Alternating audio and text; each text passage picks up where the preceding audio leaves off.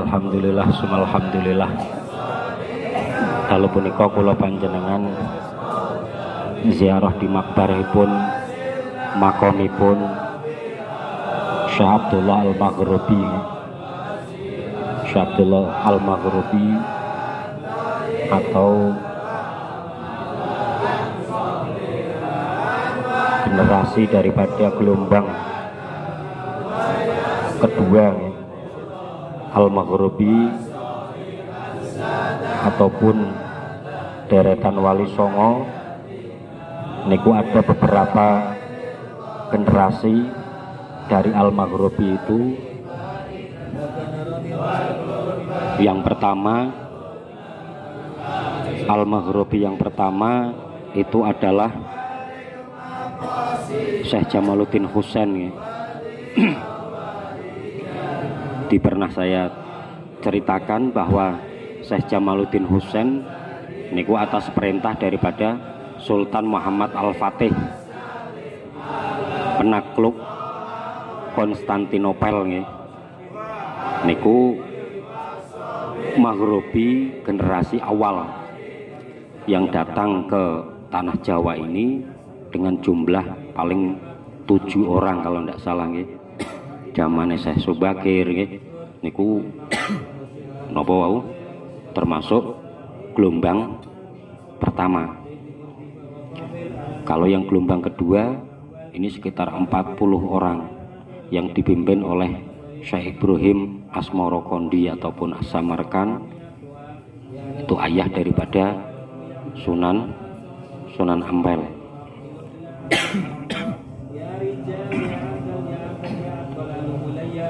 Dan pertama dari Maghrib itu mendarat di India ataupun transit di India. Transit kedua itu di Malaka ataupun di daerah Aceh itu transit kedua. Terus langsung menuju ke Semarang. Ke Semarang dengan berjumlah sekitar 40 orang, yang 25 itu dari Semarang ke timur.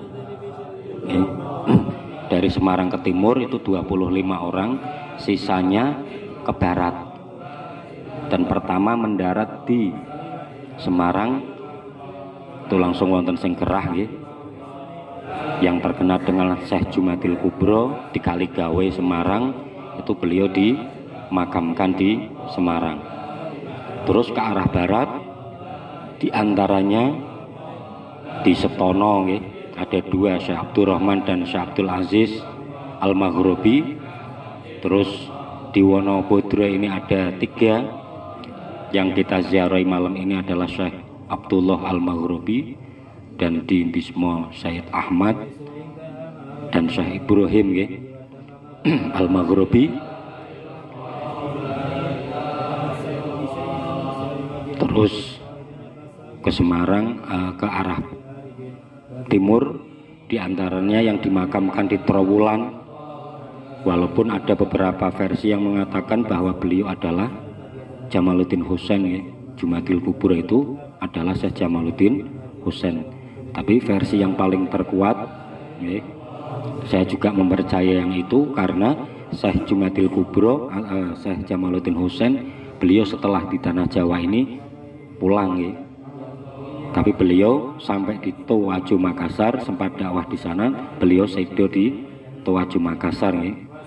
Daerah Wajo Makassar itu Syekh Jumadil Kubro bin Syekh Ahmad Al-Jalal bin Abdullah Al-Khan, terus bin Abdul Malik Al-Amir bin Alwi Amul Fakih, niku jalur daripada para wali Songo.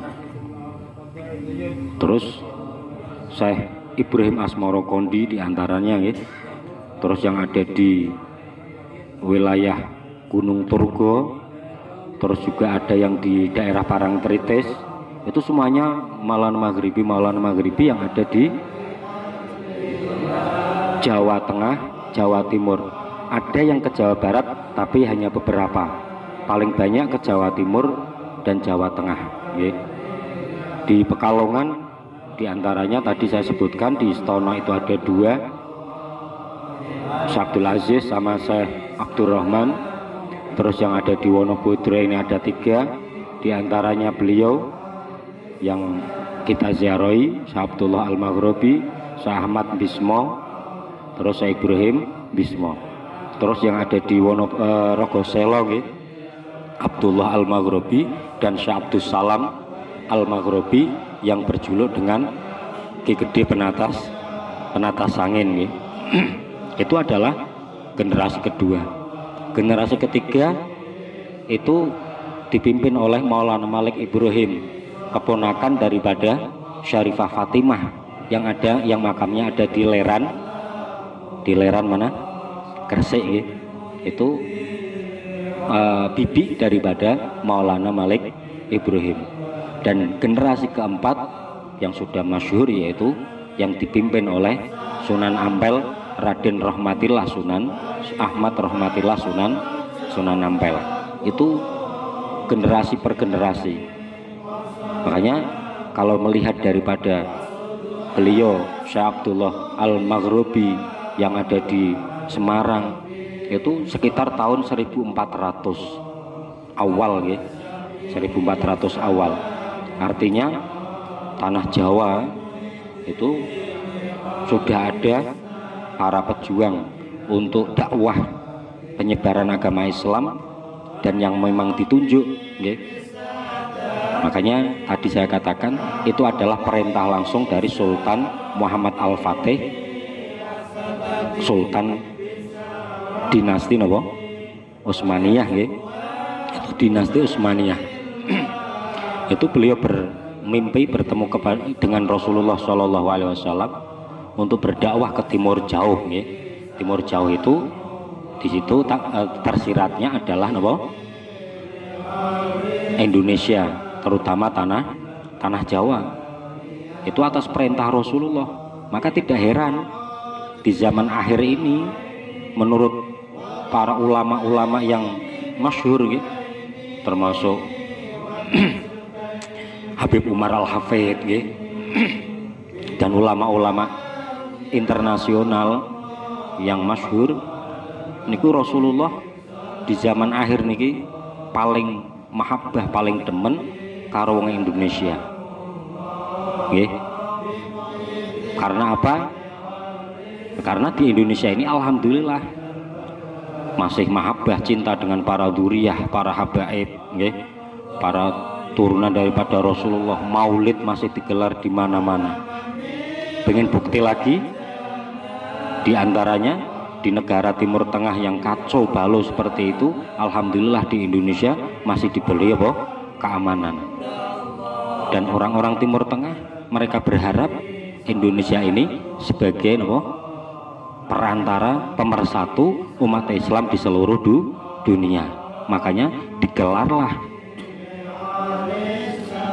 muktamar Sufi fil alam ataupun pertemuan ulama sufi sedunia itu karena istikharah para beliau ini, bukan semata-mata apa istilahnya cara wong Jawa ngawur tok niku mboten. Memang Indonesia niki disenengi dening Rasulullah Shallallahu Alaihi Wasallam. Maka para ulama-ulama dunia banyak yang ke Indonesia minta doa-doa dari ulama-ulama Indonesia, terutama justru malah Pekalongan nggih. Walaupun adanya Sufi fil Alam itu digelar orang nang ibu kota sana, justru malah digelar di Pekalongan nggih. Makanya kula panjenengan sekali lagi bangga menjadi orang Indonesia dan harus bangga menjadi orang Pekalongan. Dari masa ke masa, dari zaman Mojopahit, dari zaman Demak nggih, dari zaman Mataram ataupun Jogja nggih, kerajaan Mataram, sampai sekarang pun Pekalongan selalu menjadi napa inspiratif kerajaan-kerajaan maupun napa kula panjenengan juga harus bangga karena Pekalongan ini termasuk kota tertua di tanah Jawa. Juga katanya disinyalir Jeporo sama Pekalongan, tapi buktinya justru malah kebanyakan di Pekalongan sama nendelok nang daerah Sodong. Terus kerajaan Kalingga ya, itu disinyalir itu adalah di Pekalongan, dengan bukti adanya Ngelinggo, dengan bukti adanya di Batu Asahan dan lain sebagainya. Itu untuk menunjukkan tinggal istilahnya ono pakar 5 menyatakan iya ya Indonesia dinobatkan Pekalongan dinobatkan menjadi kota tertua di Jawa. Artinya kota ataupun walaupun tidak disebut Pekalongan. Dulu sebelum disebut Pekalongan itu ya namanya kalau di Alas Roban ya Mlelen. Itu malah justru yang catatan-catatan manuskrip itu yang tertua nama Mlelen sama Alas Roban. Nah, Pekalongan itu kalau tidak salah ya mulai dari kalau dulu Pekalongan tidak masuk wilayah Majapahit, tapi masuknya wilayah Pajajaran nggih. Dengan adanya makam yang ada di itu juga tua zaman Maulana Maghribi yang ada di Sawangan, Ki Ageng Tanduran Mbah Wali Tandur nggih. Niku zaman Maulana Maghribi, walaupun tidak ikut di rombongan Maulana Maghribi. Bahkan Prabu Siliwangi itu nek ngundang sing nang makam nanti Sawangan niku Tanduran pernah Kang nggih, manggile Kang, berarti nek cara silsilah berarti luwih tuwa niku kangge pembuktian nggih.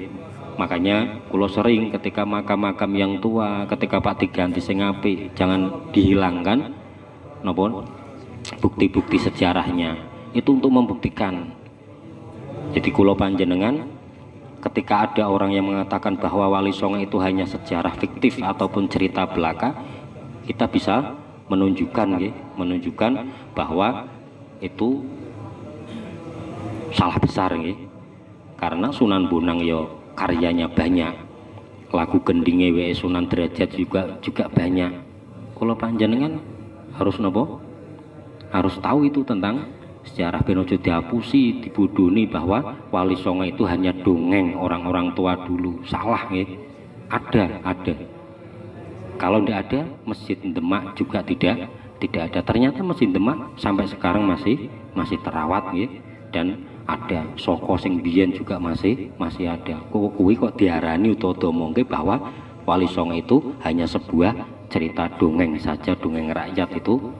Karena Pak dongeng rakyat bangsa Joko Taro apa-apa nggih. Tapi nek Wali Songo dikatakan itu sebuah dongeng, kula panjenengan gugu nggih, karena itu tidak pas. Lagi saya tidak menceritakan beliau Syekh Abdullah Al-Maghribi niki sejarahnya seperti apa. Yang jelas beliau kedatangan ke tanah Jawa ini gelombang kedua ataupun generasi kedua daripada Maulana Maghribi yang pertama nggih. Jadi Jamaluddin Husain yang pertama, terus yang kedua itu Al-Maghribi yang berjumlah 40 orang, terus ketiga disusul sekitar 300-an nggih, zaman Maulana Malik Ibrahim itu sekitar 300 orang. Dan yang terakhir agak besar-besaran itu di zaman apa? Wali Songo nggih, tahun 1500-an itu sekitar hampir 1000 nggih. Walaupun tidak semuanya disebut Maghribi, tapi yang paling kental disebut Maghribi itu generasi 1, 2, dan 3. Yang keempat ini sangat-sangat banyak ya. 1000 orang kalau tidak salah satu kapal ya. Itu zamannya nopo Sunan Derajat barang niku wis anak-anak ya, putrane Raden Rahmat Sunan Ampel. Dan perlu diketahui Maulana Maghribi kabeh bener nggih, ora ana sing kono petilasan, kono jubahe, kono tekene, tidak. Karena orangnya berbeda, bukan satu orang pindah tempat-tempat. Kula panjenengan ampun duweni sing keyakinan kados mekaten nggih.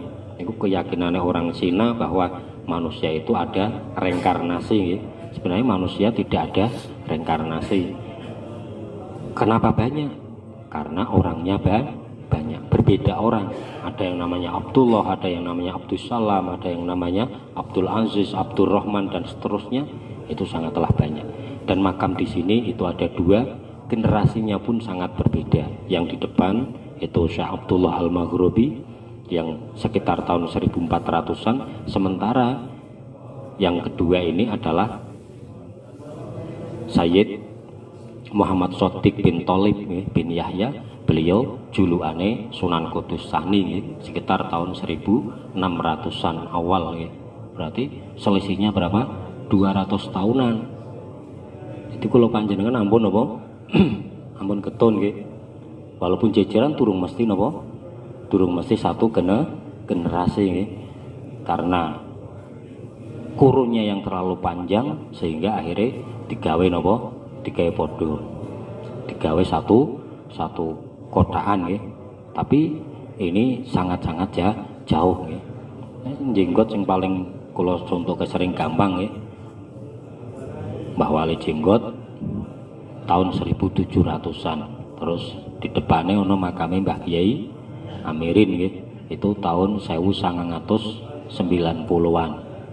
Kacahe pirang atus tahun, min? 400 tahun nggih. Nek sampeyan besok duwe anak, duwe putu, retine kuwi satu generasi ya ora. Kuwi kok iki wis hal biasa nggih. Makane nek orang ngerti sejarah ya kita akan apa? Gampang dibodohi dan gampang apa? Ketipu nggih. Ya mungkin itu, dan juga nanti kita sambung di karena beliau Sunan Kudusan itu punya adik nggih. Bernama Muhammad Maksum bin Shodiq niku yang bergelar ataupun dengan lakop napa Ki Ageng Pekalongan nggih. Nah, insyaallah mangke ten mriku juga nek sios mangke kita ke makam Bisma. Mangke kula sambung ten mriku. Mugi-mugi manfaat kangge kula panjenengan, turunan kula panjenengan, dzurriyyah kula panjenengan, lumeber dateng tangga teparo keluarga kula panjenengan. Allahumma amin. Maulaya sholli wa sallim daiman abada.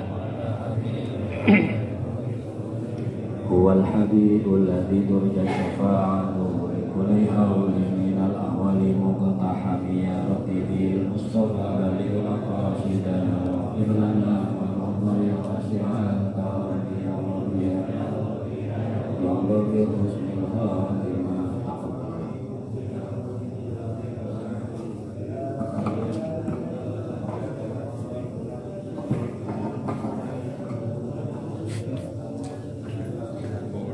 Tak